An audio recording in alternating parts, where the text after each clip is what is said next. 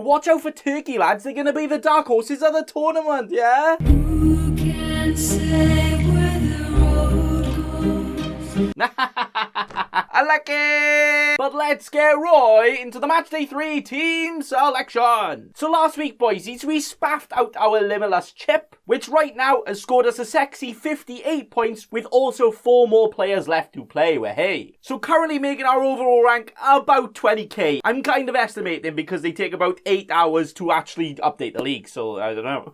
But don't worry, lads, don't worry, we'll be first in no time, with, hey. But enough of the past, it's all behind us now, and it's time to look forward for the Matchday 3. Sorry, it's the Euros, you know. I got to be a bit more exotic and diverse, you know. So welcome to the Matchday 3. Wait, I go.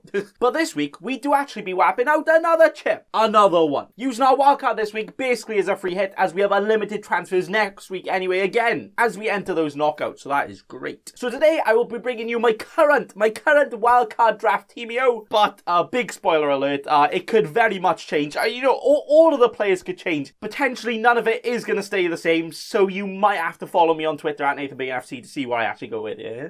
So today, I'm going to go through my current team a little bit quicker, because some of the players might change, okay, yeah? So starting in goals, we have Kasper Schmeichel. He is being a true Casper the Ghost right now, isn't he? Not keeping a single clean sheet in his first 2 games. Come on. But also, he has actually only conceded 7 total shots in those 2 games, so their defense is still strong, they're just not quite keeping that 1 or 2 goals out. So this week, I definitely do think they can do it against the Russia, and Kasper is the first keeper to be keeping that clean sheet. Ooh.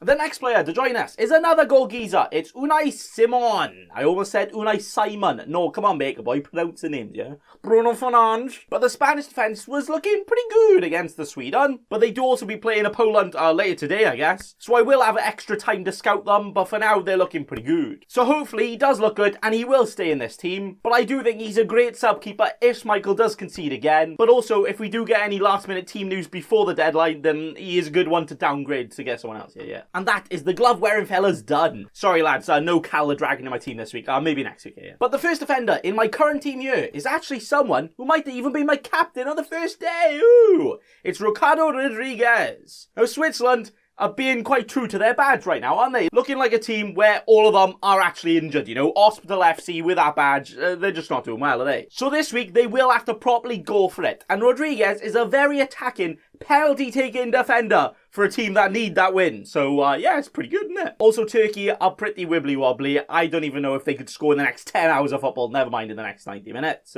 So this right here, I think, is a perfect recipe for all the points, and that is why he could even be my captain. But the next defenders to join my team, it's actually a pair of defenders, ooh! And it's the Italian boys with Di Lorenzo and Acerbi.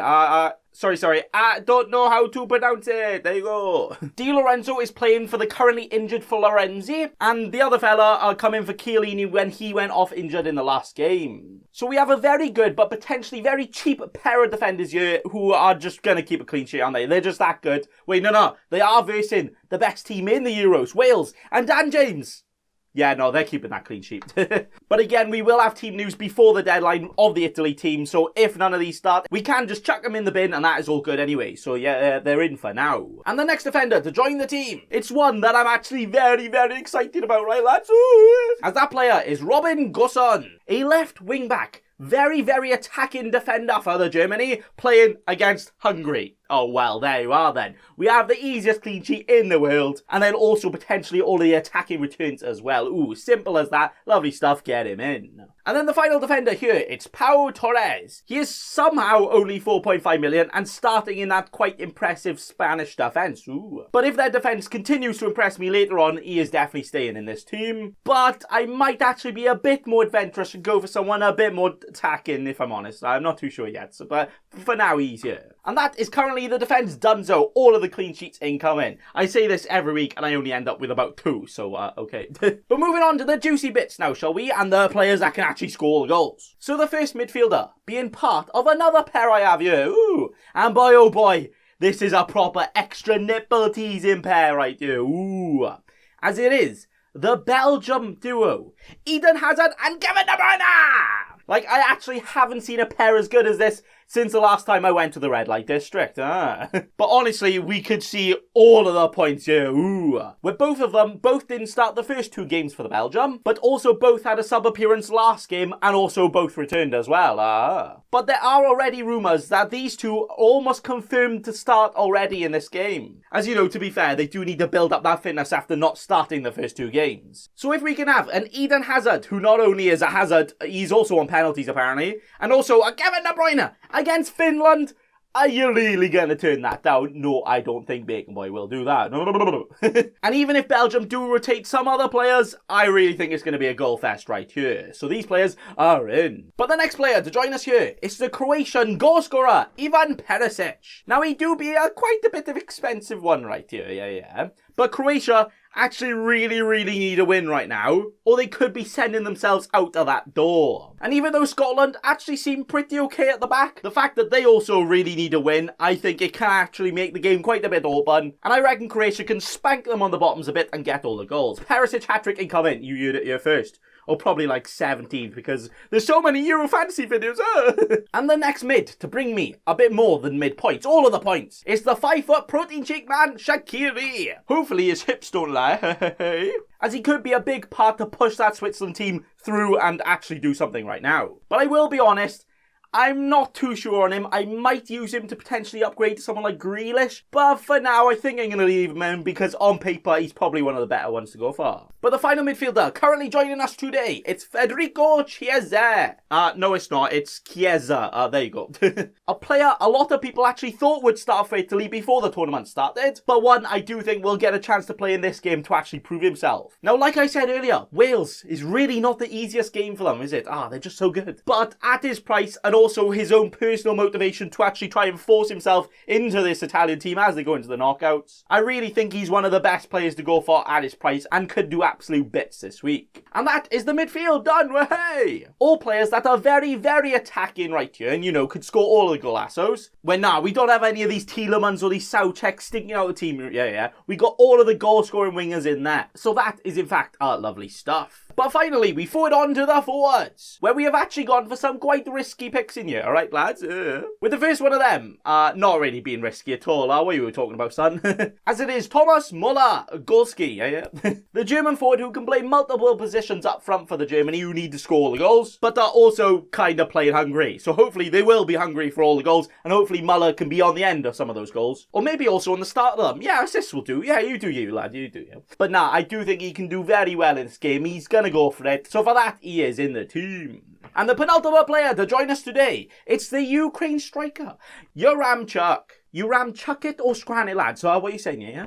But he has already scored in both games for Ukraine so far. And in this game, he will need to score again, probably, if they actually want to go through. So for that extra motivation and the fact he's had a good start anyway, he's definitely in my team. And the final player to wrap up my current, but very likely to change wildcard team for Matchday 3, it is actually the Dutch striker, Malen. He made a sub appearance in both of the games for Netherlands so far, and also even got an assist off the bench in the last game as well. So with them already qualified, I think we could see quite a lot of rotation, because I also heard because of the head-to-head, they're actually already confirmed first, but I'm not actually sure of that, so we'll pretend it is a thing. But he is also just quite a good player, and I do think he will get quite a lot of minutes in this game, also playing against North Macedonia. So even though if they do rotate, and they won't be a quite very strong Netherlands, you know, it's still North Macedonia. Yeah, he could score all the goals. But also, I do think it's just a perfect opportunity for a big boy differential who's also quite cheap as well. Hey. And that is it for my current Matchday 3 team selection. Oh, what's that emoji hell? It's going everywhere. Whoa. But now, the only problem with this team right now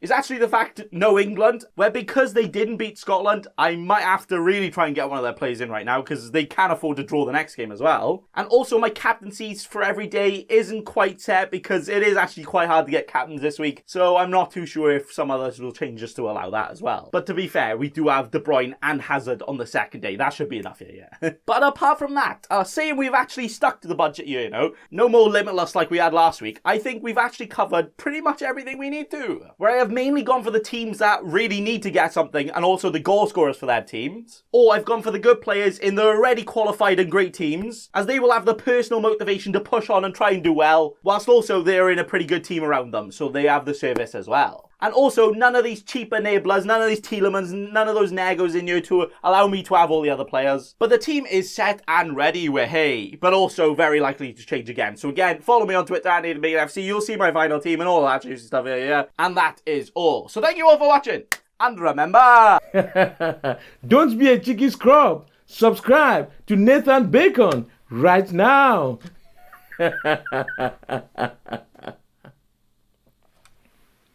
Don't let your memes be dreams.